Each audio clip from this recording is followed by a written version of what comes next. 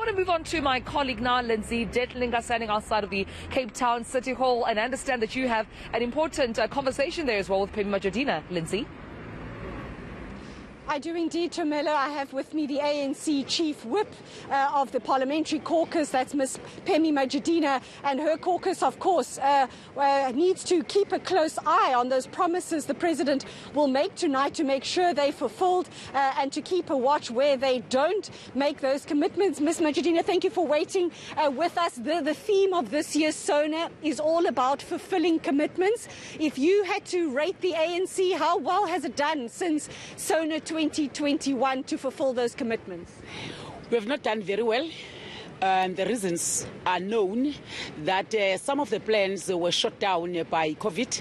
The country is in a very depressed mood, and we expect the President to come up with an action-orientated State of the Nation address. We have policies in place, we have laws in place. Now it must be about implementation. We wanted the plans that are going to be time-bound and to have clear outputs. For instance, our communities, they are suffering because of a high rate of unemployment, and therefore we expect the economic recovery to be infrastructure-led, wherein the basic infrastructure that is needed by our people, water, electrification, health centers, schools, bridges, especially in the rural areas. We've seen during these floods of December and January that we have been exposed that our infrastructure is just not there. So we are saying then this action-orientated SONA must go towards creation of jobs in the infrastructure sector, and we are confident that today the President is going to come up with clear details on how we are going to make it.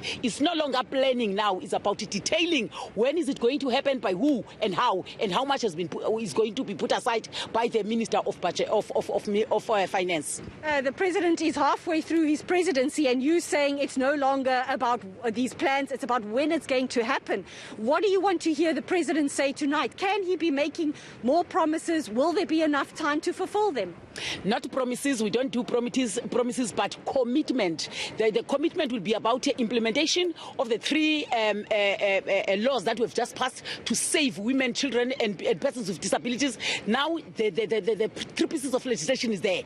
The society has been crying for that. We've passed that in Parliament. The President has ascended and signed them. So they are in place, where there will be 32 special courts that are meant for cases that are related to gender-based violence. Therefore, that one cannot be a promise. It's a commitment to implement. Secondly, the issue of safety in general. We've seen the country has been ravaged by crime, and we expect the President to say this is a plan to deal with crime. If needs be that police must be hired, the President is going to say that. That is our expectation as the ANC to add. But as we do that, we expect the social compact with the society, wherein the society must condemn all those who are destroying infrastructure, because it is the reality that in some areas where infrastructure was good, it has been destroyed, and therefore it cannot be the President that goes there and save the infrastructure, but it needs the social compact. It needs an active citizenry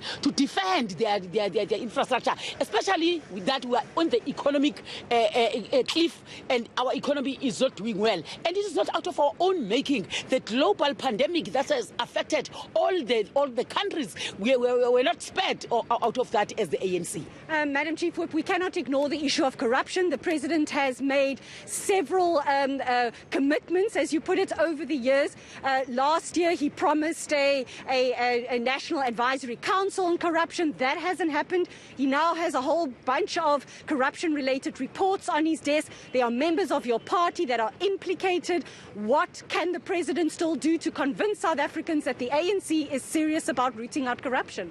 President, upon receiving the reports, must refer the reports to law enforcement agencies. President does not arrest anyone. President does not prosecute anyone. And therefore, I think you have seen how the NPA has detailed the turnaround plan. We're looking forward to that, and we support every action that is going to fight corruption in our country, because this has been a pandemic that has made people to lose hope, especially to us as a governing party, and it is our responsibility, therefore, to implement. That is why I said to you, policies are there, laws are there, structures are there. Now it's supposed to be actioned, and that action must be time-bound. As we were coming to the spot this morning, all over the city, outside Labour offices, outside SASSA offices, we are seeing people queuing since 4 o'clock this morning. Basic income grants, also an issue on the table.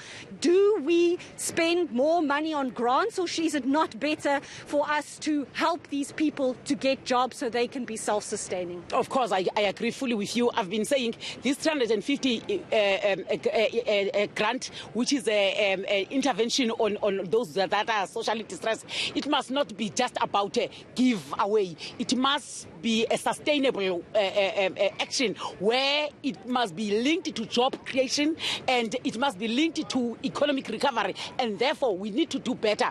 The issue of basic income grant is no longer a debate. We are done with that debate. Now we are on the implementation stage. How is it going to be implemented? Then the president will also detail that to say how do we move forward now that the society, the community at large has made their inputs in terms of the basic income grant. But that basic income grant must be linked to job creation for its sustainability. Thank you very much, Ms. Pemmy Majodina, the ANC chief whip there, saying, Gareth, it's no longer about making commitments. It's time to implement them. The policies are there. The plans are there. They now have to be implemented. Gareth. Yeah, plans and talking, it all comes down to implementation. Lindsay Dentlinger, thank you very much indeed. We'll come back to you in a couple of moments from now for the last hour of the South African morning. But you'll see bottom of the screen, left of Lindsay there, the Cape Town weather for today. Lindsay, I sent you some good weather.